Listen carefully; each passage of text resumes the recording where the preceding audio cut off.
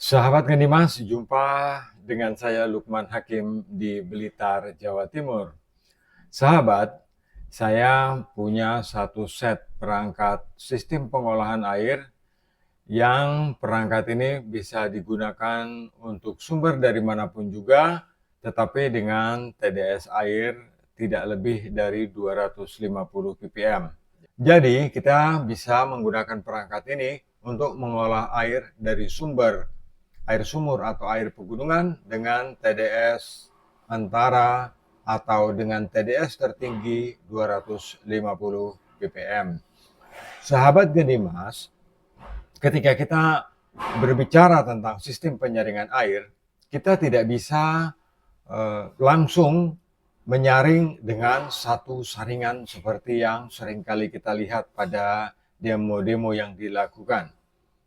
Sistem pengolahan air harus tertata dan tersusun secara lengkap dan sempurna. Jadi, sistem penyaringan itu harus dimulai dari makrofilter. Setelah dari makrofilter, kemudian kita ke mikrofilter. Setelah menggunakan mikrofilter, baru kita menggunakan ultrafilter. Kalau kita menyaring hanya menggunakan satu saringan saja, misalnya kita hilangkan makrofilternya, nanti mikrofilternya akan lebih cepat kotor atau lebih cepat tersumbat. Atau kita hilangkan makrofilter dan mikrofilternya, yang terjadi adalah ultrafilter kita cepat sekali tersumbat. Jadi target tidak tercapai. Kenapa sistem penyaringan air itu selalu bertingkat, dimulai dari makrofilter atau dimulai dari screen filter, kemudian ke makrofilter, kemudian ke mikrofilter dan ke ultrafilter.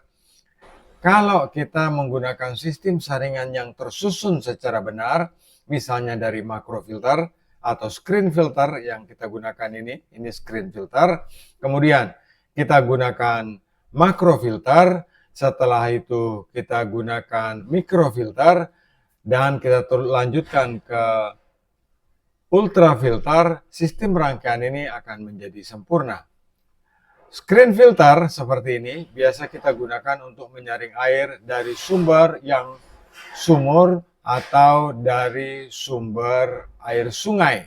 Jadi sebelum kita memasukkan air sungai atau air sumur menjadi air baku, kita harus menggunakan screen filter dulu atau disk filter. Jadi ini screen filter atau disk filter. Sahabat, jika sistem rangkaian kita itu sudah tertata dengan sempurna, kita tidak akan lagi mengalami kendala dalam sistem pengolahan air. Ya, semua sistem akan bekerja sesuai dengan alurnya dan durasi waktu perawatannya sudah tersistematis. Misalnya kita menetapkan sistem pembersihannya dalam 1 bulan sekali, 3 bulan sekali, atau 6 bulan sekali. Jadi sistem ini perlu tersusun dan bertingkat supaya apa yang kita lakukan tidak sia-sia. Nah, sahabat Ngedimas, jika kita menggunakan air sungai, kita harus menggunakan filter disk ini atau screen filter ini. Setelah dari screen filter ini, kalau air sungai, kita akan memasukkan ke filter bag. Jadi ini adalah filter bag. Kantong filter ini tersedia dalam kerapatan mulai dari 200 mikron sampai dengan setengah mikron tersedia. Setelah dari filter bag atau kantong filter ini, kita teruskan ke cartridge filter. Cartridge filter housing ini berisi 5 cartridge filter, ya, isinya 5. Setelah air dialirkan ke cartridge filter ini, yang lebih halus saringannya daripada filter bag ini, jadi dia turun lebih halus. Jadi sebagian kotoran akan tersimpan di filter bag, sebagian kotoran akan tertahan di cartridge filter atau filter PP, dan kemudian kita teruskan ke PVDF.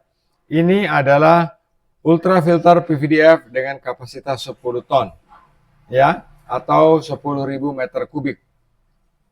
Setelah dari filter PVDF ini, kita teruskan ke CTO.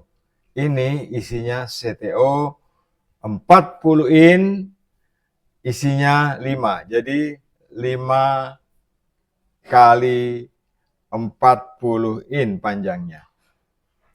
Jika sahabat tidak memiliki CTO dengan kepanjangan 40 in, bisa menggunakan CTO 20 in tapi disusun 2. Jadi di bagian dalam dari housing ini sudah ada core atau sudah ada pelindung yang jika kita memasukkan 2 buah CTO ke dalam housing ini sudah aman dan sudah di posisi snap yang tepat, ya. Nah, sahabat Kendimas, jadi sistem pengolahan air ini sudah saya susun dengan lengkap. Biasanya dalam sistem pengolahan air itu meteran ini atau pressure gauge ini biasanya ditempatkan di satu bagian saja pada air masuk atau pada air keluar. Tetapi saya sudah merancangnya pada setiap bagian ini mempunyai pressure gauge sendiri sehingga kita bisa membaca bahwa bagian mana yang lebih dahulu macet atau mendapat tekanan yang tinggi, bagian itulah yang akan kita bersihkan, ya. Perangkat ini sudah saya lengkapi dengan pompa air dengan kapasitas 260 liter per menit, ya. Jadi pompa air ini kapasitasnya adalah 260 liter per menit dengan pipa 1,5 in. Kita teruskan ke filter bag, ya. Filter bag ini berisi kantong filter yang dapat sahabat lihat. Saya buka, ya. Ini adalah bagiannya. Jadi di dalamnya berisi kantong filter seperti ini. Nah, kantong filter ini kalau kotor bisa kita cuci dan kita pakai kembali. Filter kantong ini, ya, kantong ini tidak mudah jebol, tidak mudah pecah, karena di bagian dalam dari kantong ini ada bagian protektornya atau ada bagian pelindungnya. Ini, ya, seperti ini. Jadi kantong filter ini akan aman berada di dalam housing ini, ya. Jadi ini cangkang pelindung kantong sangat kuat. Jadi kantong ini tinggalnya di dalam sini sehingga ketika kena tekanan air, kantong ini tidak bisa jebol karena ada pelindung bagian luar dari filter bag ini, ya. Nah, kantong ini diameternya 18 cm dengan panjang 85 cm. Nah, sahabat, tempatnya di dalam sini. Saya masukkan dulu cangkang pelindung kantongnya, baru kemudian saya masukkan kantongnya. Kemudian ada plat penjepitnya. Saya taruh di sini. Kemudian ini karetnya bagian atas dan ini adalah penjepitnya. Jadi saya meletakkan penjepitnya di bagian sini, kemudian saya tutup kembali. Sahabat Kendimas, tutup dari atau housing atau cangkang dari filter bag ini sangat tebal. Ya, sangat tebal, pelindungnya kurang lebih sekitar 3 cm. Jadi cukup aman dari tekanan dan bisa menahan tekanan, beban tekanan pompa air sampai dengan 10 bar.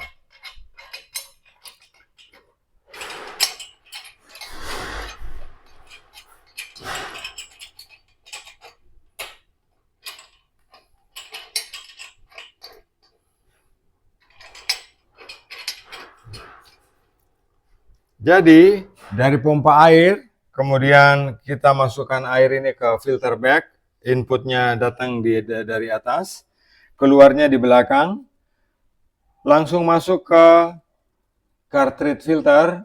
Di dalamnya berisi filter PP 5 buah, panjangnya 20 in. Kemudian outputnya menuju ke PVDF.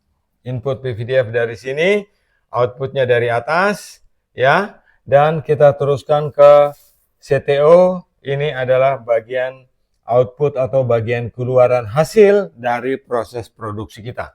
Sahabat, jika kita hanya menggunakan air sumur untuk sistem penyaringan yang umum, ya, bukan hanya sistem pengolahan air minum, tetapi juga bisa untuk distribusi ke rumah-rumah, bisa menggunakan perangkat ini.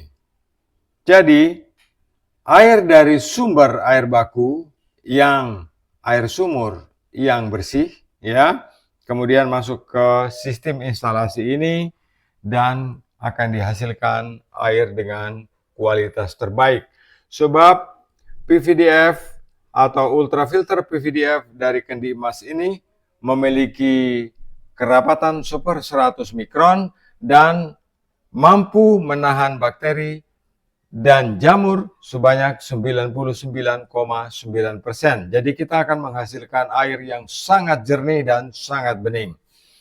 Nah, proses ini berjalan seperti ini. Jadi kita tidak lagi membutuhkan perangkat tambahan lainnya kecuali ini. Kalau sahabat ingin menjadikannya dalam sistem pengolahan air minum, yang kita butuhkan adalah ultraviolet saja. Jadi kita tinggal menambahkan ultraviolet dalam sistem ini.